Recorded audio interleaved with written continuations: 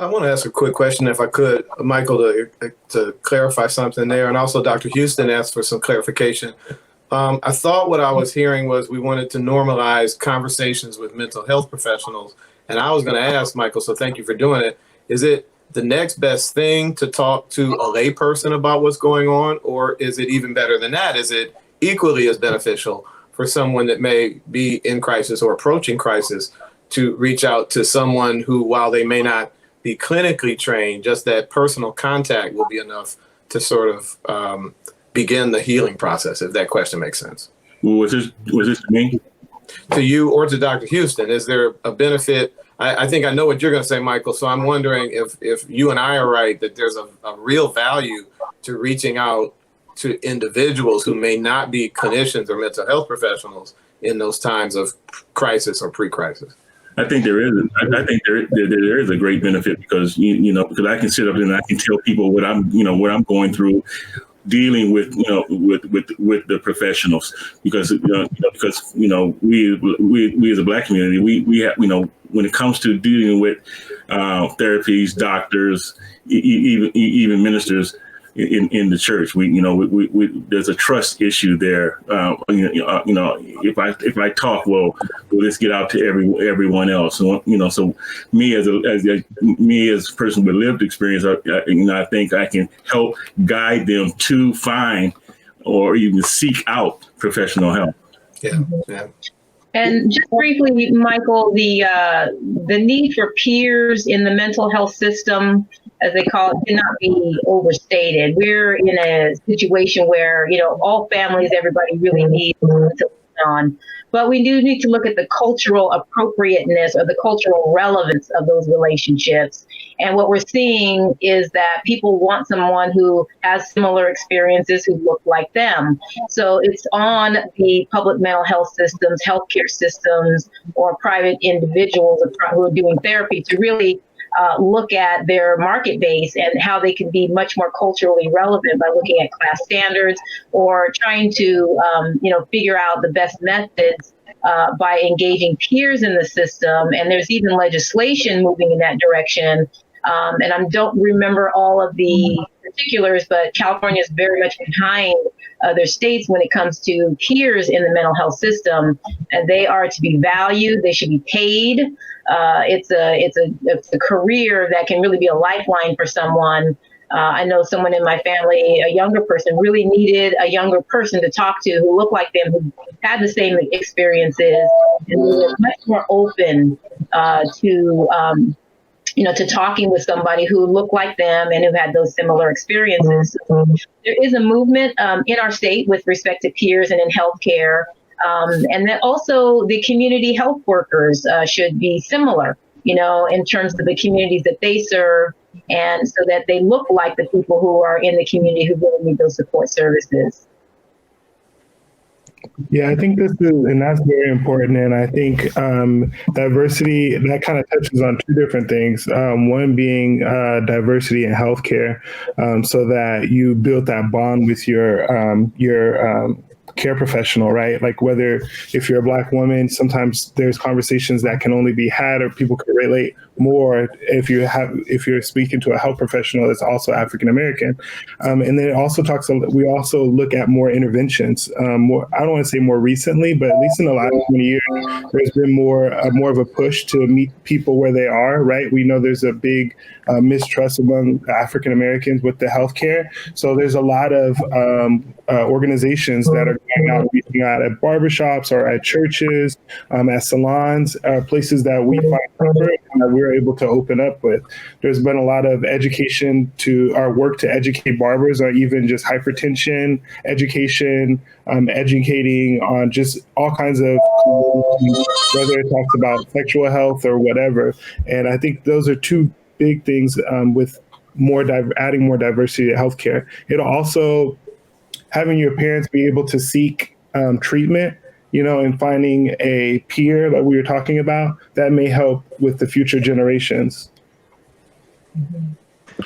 It's the other thing I want us to remember is as a healthcare professional, I often tell people that, I listen to, as a manager, Now I listen to patients complain about this doctor or this nurse or this person or what they did, or this system. And I think that we tend to lose ourselves in the equation. We are the solution that we've been waiting for in our own homes, in our own neighborhoods, in our own communities. So I think we have to have, step one is we have to have ownness in the solution. And because there are so many resources in your everyday circles or stepping out of your everyday circle. So that's one layer. The other layer is diversity in practitioners or peers that are there. I mean, that's also a largely misconceived issue. Some will say it's access to positions. I'd argue to say, even in my own personal education, I've been one of the few or one of the only persons in each of my graduating class that is of African American descent. So if there's only one of us graduating from each class, if everyone wanted to hire us, there's only one place that we can go. So I think our pipeline issues contribute to that, which is not just as easy a fix as hiring more persons of color, especially in California. You go to Atlanta, you probably find more persons of color that meet the educational criteria to get into the healthcare field, and you'll actually see that there. So we have a unique, because I don't think California is a melting pot. I said it's more of like a salad because we have lots of different pieces. We are diverse, but not overwhelmingly do we have enough persons of color that are that have access to the opportunities and education to be in those positions, which is another thing that I'm really passionate about, and our organization is passionate about. We're looking to fix those types of issues. And then the last thing I would say about this, why is it important? This is health. This is life or death. I kind of don't like the nomenclature around mental health because it's just health. Like, your brain is an organ, it's a part of your body. I wish instead of a diagnosis for mental health, I could put your arm in a cast. When someone sees your arm is broken, let me grab that door for you. Let me help you out. You need me to carry that for you? Are you in pain? You need something? I'll bring your groceries by. Let me help you out. Your arm's broken. It is the same thing. Your mental health is a chemical imbalance or maybe a biological issue that's going on with the organ itself. And because we separate the two, I think we make it less significant when it is just as important. Poor mental health leads to suicide. It leads to poor decision making, substance abuse, lots of these other issues. So the consequence is huge, yet we minimize it like, oh, well, she's having a bad day. It's all about health, their overall health. So I think as we frame this and why it's important and how we move forward is, how we frame our mental health. It's really just health, right? It is our health. It is life or death. If you are depressed and you are not eating a healthy diet and you gain weight and get diabetes and your foot gets cut off and then they cut off your leg and then you die of sepsis, that mental health shows you how much of a health problem it is. So I think we have to care about mental health as much as we do our physical health. And I think that's going to change the narrative when we talk to people about this. It is just as important. It's not a buzzword or something to do or something new. This is our health. Our life depends on it. You need your brain for every function that you do. It should be the first thing you take care of. So I think we have to reframe how we look at it. And like I said before, really make sure it's a component in every area of our life, just like we drink water and go to sleep and go to the bathroom and exercise. Like, this is a part of our overall health. So I think we have to keep that that focus as well and do what we can with our families, right? Like, that's where it starts in our community, in our home. The hospitals, the organizations, the systems that have structural racism have yet to serve us since the beginning of, especially post-slavery, African Americans in this country. So are we going to still invest in that institution for the solution, right? I think we have to do something different that's dynamic, what these kids are doing, stepping outside of the structures that oppress to make some of our own solutions, right? So I tell people I don't want to be. I am a healthcare person. I have signed up to take care of people. I love it. It's my calling. It's what I've been blessed to do.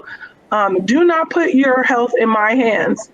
I want to assist you, inform you to make the best decisions for your life, to help you be happy, healthy, and whole. But the onus isn't on me as your healthcare provider. The onus is on you to take that information and make those decisions for yourself and your family. So as soon as we stop waiting for the doctor to make us healthy or give us a pill, but owning what we can do, I think we're going to be better off as a community. And just like I said, it starts with our families. It starts with these conversations. I thought that was, if I could just say, I thought that was so powerful for you to talk about aligning mental health with health and getting rid of that mental health tag. And it just caused me to ponder, have we inadvertently, if not introduced the notion of stigma by adding mental in front of health? Maybe from the beginning, a generation or two ago, had that been occurring, I personally might not have felt so uncomfortable, because your analogy about breaking your arm, it's in a cast, everybody knows what to do. If there hadn't been that mental ahead of health, it would have immediately been seen as the same. My appendix failed. I had an operation. I got better. I was in a car accident. I got my head stitched up. I got better. But there was always that mental ahead of health that I think maybe held back generations of people. I thought that was really, really powerful, to just get rid of that as a means to reducing, if not eliminating, stigma. Yes, Sheree, I want to say that was right on. This was something that I came to understand, that when the pandemic came along, I decided to try to figure out a way to make a bad time good. And already suffering from high blood pressure, diabetes, and high cholesterol, I got with my doctors at the VA, got on a new telehealth program, and I decided that I can do better with my mental health, my mental stability, if I can improve on my physical self. And since then, I actually started in January, but it really took hold in March. Since then, I've lost 22 pounds. I've pretty much, I would say there's about a 90% increase in my overall physical health, where I'm managing my diabetes and my high blood pressure and my cholesterol. They're